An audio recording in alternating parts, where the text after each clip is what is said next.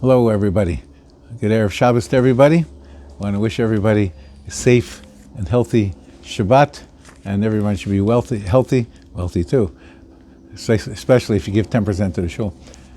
But you should be healthy, and I look forward to continuing to see all of us grow together and grow together old, and the success in the shul as well. I want to thank Rabbi Rosenberg again for taping this, and etc. So I just want to mention that this particular drasha comes to the book, the Parsha of the week, and it's the first words in the Parsha, and the book itself is Eile HaDvarim Asher Diber Moshe al Kol Bnei Yisrael. These are the words that Moshe spoke to all the Jewish people, Be'er HaYarden, across the Jordan River, B'midbar Ba'arava, in the Midbar, and in the Arava, etc., etc., etc. So all of this, Rashi, I think, is something that I would really like to stress. Rashi says that Lefi she'hein divrei tochachot, that these are words of admonition, of criticism, of rebuke, that Moshe is saying to the people. Yemane kan kol hamakomot, so Moshe lists all of the places, shehi'isu, all the places where the Jews angered God by him in these places. So he lists all these places because you take a look at the first pasuk, the first verse. These places, a lot of these places didn't exist. There was no place that actually happened. But Rashi says actually what happened was Leficha satam et hadvarim, that Moshe sort of hid these things. He hiskarim beremez, and he just mentions them in hinting way. Mipnei kvodon shel Yisrael, out of respect for the Jews. In other words, Moshe doesn't want to come out and just say that this is what you did wrong, that you did this here and this place wrong, this place wrong. Instead, he simply hints to the things. And it's a very light hint, and it's the people will know what he's talking about, but we in future generations,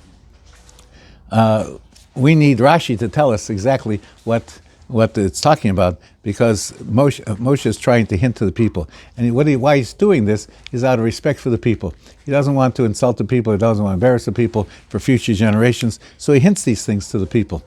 And I think that's a great lesson to show the sensitivity, how one has to go about in rebuking and admonishing people. It's easy when you see somebody doing wrong to just come out and say, well, you did this and this wrong.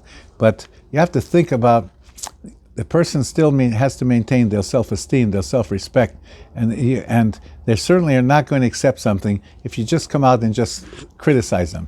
If you do it in a way that is accepting and in a way that shows that you still respect them, you have a much greater chance of them accepting whatever you're rebuking or criticizing them of. And we see that Moshe did this. And he actually did this towards the end of his life. And Moshe here is in the last 37 days of his life. And he's telling the people this. He learned this from Yaakov Avinu. Yaakov also, right at the end of his life, right before he passed away, he gave the admonitions to his own sons as well, and told them things that they had done wrong. But he hinted at it also. He didn't just come out and say it either. And that's how Moshe learned how to speak. So it leads me to this is my final drasha to the shul, and I just want to leave you with this thought. Over the years, I've been told by some people that I should be stronger in my criticism of people, I should come down harder on people, etc. And to tell you the truth, that's just not my nature. I don't like to be always harping on the negative and criticizing people, etc. I've tried to lead in a different way. I've tried to lead by hopefully setting an example. I try to lead by saying, do as I do, not do as I say. And that was my goal all along. Whether I was successful or not, God will judge that. And I guess all of you will also decide whether I was successful in that as well. But I will say that it has been certainly a pleasure being the rabbi here. 21 years, it's exactly 21 years that last week was the 21st anniversary of my stay at the Young Israel, and it's been really a pleasant 21 years. My wife and I, the family, we've made many friendships, and we've touched people. I know many people have touched us over the years, and hopefully that we've been successful, and hopefully we've grown, and I hope that we've led people to a way that they feel that they've grown and they've become better people as well. They say about a rabbi who nobody likes, a rabbi who everybody likes, it says is Nishkan Rov. He's not a rabbi, because there's got to be some people that the rabbi stepped on people's toes and made them uncomfortable about certain things. But they also say a rabbi who nobody likes is Nishkan Mensch.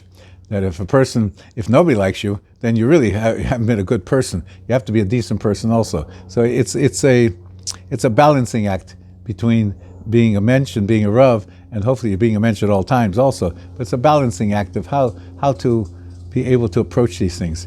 And I'll tell you the truth, I came here 21 years ago with no experience. I'd never been a rabbi of a shul, and I learned on the job. And I know I made mistakes, but the shul was kind enough to let me make those mistakes and allow me to learn from those mistakes. And again, as goodbye, I want to tell everybody, thank you very much for giving us the opportunity. And I want to say that you've chosen well my successor. Rabbi Rosenberg is certainly a person who has given so much to the shul and shown such concern for the shul. And I'm sure that you will give him the same support that you gave me. And if you do, I'm sure that you will work together with your Rav, and you'll be able to build the shul, and it will become a bastion of Torah here in San Carlos and in San Diego as well. So Shabbat Shalom to everyone. Thank you very much.